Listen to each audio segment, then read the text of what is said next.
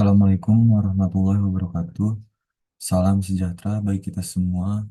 Om Swastiastu, Namo Buddhaya, salam kebajikan.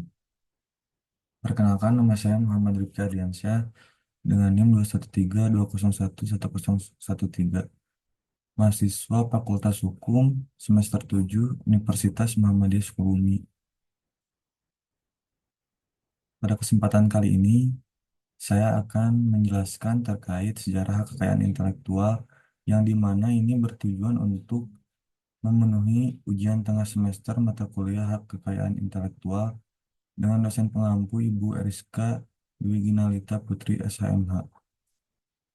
Langsung saja pada pokok pembahasan. Slide pertama yaitu membahas terkait definisi dari sejarah kekayaan intelektual. Hak kekayaan intelektual telah ada selama berabad-abad, berkembang seiring dengan kemajuan teknologi dan ekonomi. Perjalanan panjang HKI dapat ditelusuri sejak era kebangkitan industri hingga era globalisasi, menandai evolusi penting dalam melindungi karya-karya kreatif dan inovasi.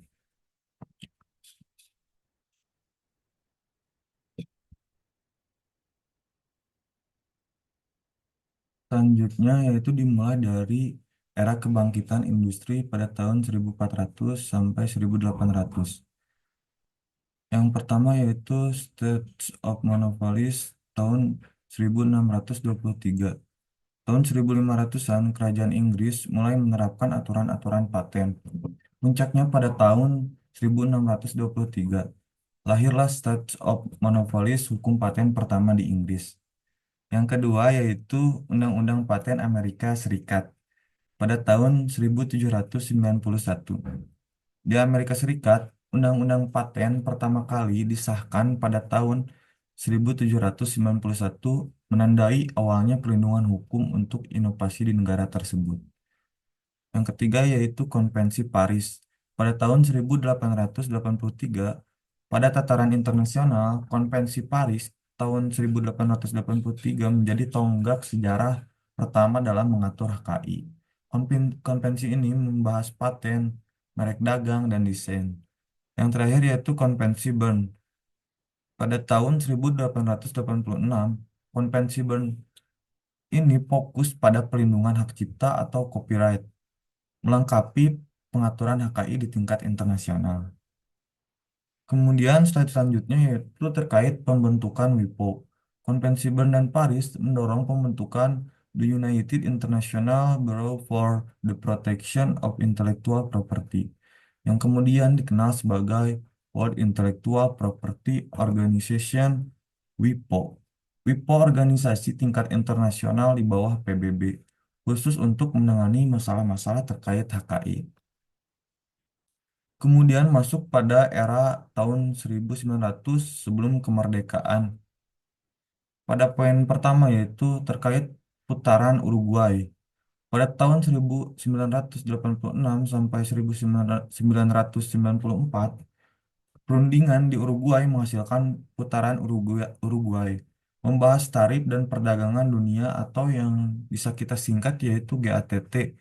Hasilnya adalah pembentukan World Trade Organization atau WTO dan Agreement on Trade Relates Aspect of Intellectual Property Right.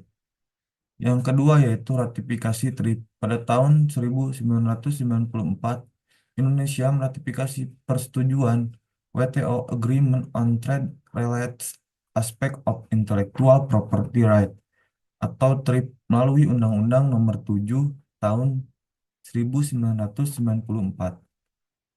Kemudian pada poin ketiga yaitu peraturan HKI di masa kolonial. Indonesia telah memiliki peraturan perundang-undangan di bidang HKI sejak zaman pemerintahan kolonial Belanda. Pemerintah kolonial Belanda mulai memperkenalkan undang-undang pertama mengenai perlindungan HKI pada tahun 1844. Di slide selanjutnya yaitu peraturan HKI di masa kolonial. Pemerintah kolonial Belanda mengundangkan Undang-Undang Merek pada tahun 1885, Undang-Undang Paten pada tahun 1910, dan Undang-Undang Hak Cipta pada tahun 1912. menandai awal formal perlindungan HKI ada di Indonesia. Kemudian pada slide selanjutnya yaitu era di mana setelah kemerdekaan. Berlakunya peraturan kolonial pada tahun 1945 setelah proklamasi kemerdekaan pada tanggal 17 Agustus tahun 1945. Seluruh peraturan perundang-undangan peninggalan kolonial Belanda tetap berlaku selama tidak bertentangan dengan Undang-Undang Dasar tahun 1945. Kemudian pada poin kedua yaitu pengumuman Menteri Kehakiman. Pada tahun 1953, Menteri Kehakiman Republik Indonesia mengeluarkan pengumuman tentang pengajuan sementara permintaan paten dalam negeri dan luar negeri.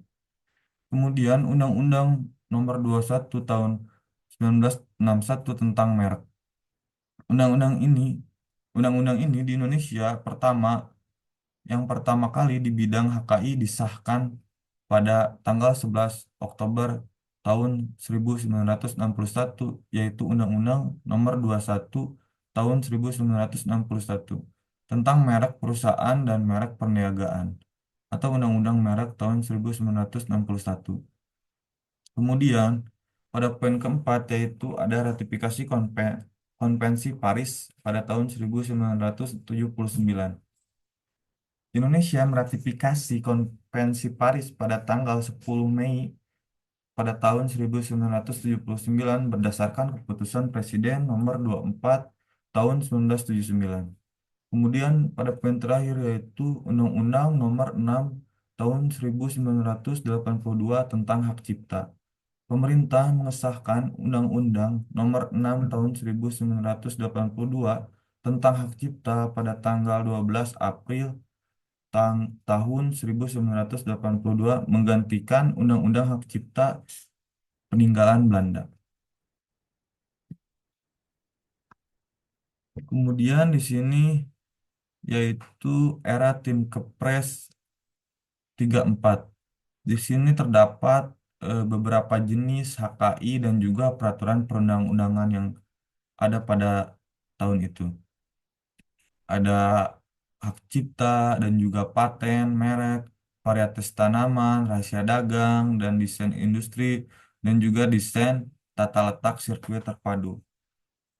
Ini merupakan hasil dari akumulasi beberapa aturan terkait jenis-jenis hak kekayaan intelektual yang ada di Indonesia. Kemudian selanjutnya pada era globalisasi. Perlindungan HKI internasional. Permasalahan perlindungan HKI tidak lagi menjadi urusan satu negara saja, tetapi sudah menjadi urusan masyarakat internasional. Sejak TRIPS, perlindungan HKI semakin ketat dan diawasi oleh Dispute Settlement Board atau DSB di WTO. Kemudian kerjasama ASEAN. Pada Desember tahun 1995, Indonesia bergabung dengan mitra ASEAN untuk menetapkan perjanjian kerangka kerja ASEAN di bidang kerjasama hak kekayaan intelektual. Kemudian yaitu kerjasama APEC di wilayah Asia Pasifik, Asia Pacific Economic Cooperation atau APEC memiliki program kerjasama aktif di bidang HKI, dikoordinasikan melalui Intellectual Property Right Experts Group. Kemudian yaitu pada tahap akhir pembahasan ini yaitu kesimpulan. Sejarah HKI menunjukkan evolusi penting dalam melindungi karya-karya kreatif dan inovasi.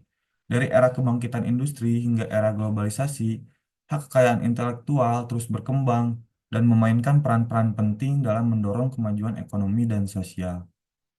Demikianlah beberapa hal yang dapat saya sampaikan. Kurang dan lebihnya mohon maaf. Semoga semua yang saya sampaikan menambah wawasan dan juga pengalaman bagi teman-teman yang menonton dan juga mendengarkan sampai selesai. Wabillahi taufiq wal hidayah. Wassalamualaikum warahmatullahi wabarakatuh.